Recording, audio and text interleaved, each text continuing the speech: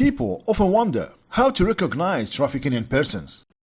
According to international law, trafficking in persons means the recruitment, transportation, transfer, harboring or resort of persons by means of the threat to use of force or other forms of coercion, of abduction, of fraud, of deception, of the abuse of power, of opposition of vulnerability, or of giving or receiving of payments or benefits to achieve the consent of a person having control over another person for the purpose of exploitation. Exploitation includes, at a minimum, the exploitation of the prostitution of others or the forms of sexual exploitation, forced labor or services, slavery or practices similar to slavery, servitude, or the removal of organs.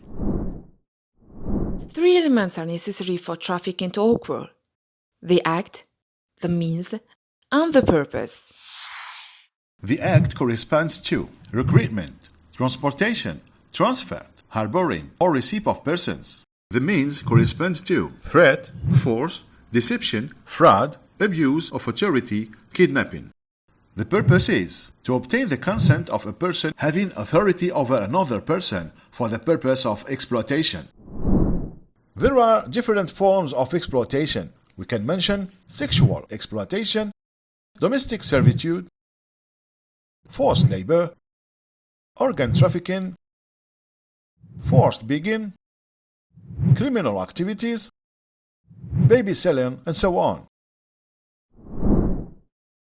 According to the UNODC's Global Report on Trafficking in Persons 2020, sexual exploitation is the most common form of trafficking, with 50% of victims reporting it, followed by 38% for forced labor. Then, how can trafficking in person be detected? For every 10 victims detected worldwide, about 5 were adult women and 2 were girls. About 1/3 of all detected victims were children, both girls 19% and boys 15%, while 20% were adult men. To detect a human trafficking, we need indicators. When detecting, the indicators are not always obvious.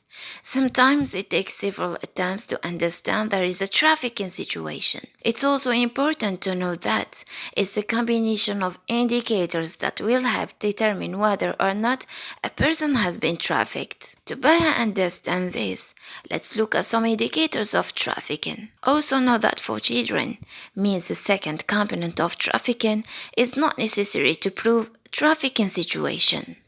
The list of indicators is very long. Elderly or migrant with disabilities who engaged in begging in public places and public transportations, or who travel in groups on public transport, for example, travel in train from one end to the other, can be victims of trafficking.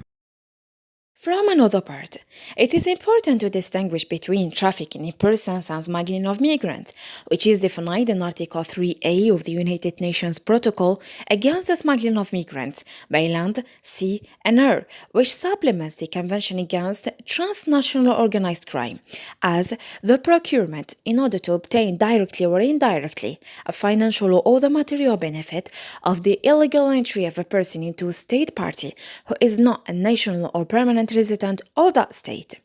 Unlike trafficking in persons, the crime of migrant smuggling does not require exploitation and cannot be committed within the same state. The purpose of migrant smuggling is to obtain a financial and material benefit rather than exploitation. In practice, however, these two categories of offenses may overlap. You can help stop trafficking in persons. Act now. Speak up. Keep informed.